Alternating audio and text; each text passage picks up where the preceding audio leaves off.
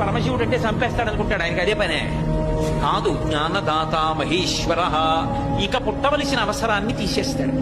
ఇహమునందు భోగమిస్తాడు, లోపల జ్ఞానమిస్తాడు. అలా జ్ఞానం ఇవ్వగలిగినటువంటి వాడు కాబట్టి తెల్లటి రంగుతో ఉంటాడు. శుద్ధ సత్వ గుణమును మనకి ఇవ్వగలిగినటువంటి వాడై ఉంటాడు. అందుకని 3 రూపాలతో ప్రకాశించి 3 లోకాలుగా 3 కాలాలుగా ఉండేవాడు శివుడే. ఓ 3వ కన్ను ఉన్నటువంటి పరమశివ, శివే సృష్టి చేసినప్పుడు బ్రహ్మ, నిలబెట్టినప్పుడు విష్ణువు, పడగొట్టినప్పుడు శివుడు. ఈ 3 కూడా దయతోటే చేస్తాడు.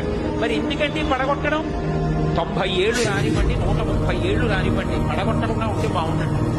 ఏ ఇతర విశ్వాసముల యందు లేని గొప్పతనం ఒక్క సనాతన ధర్మమునందే ఉంది.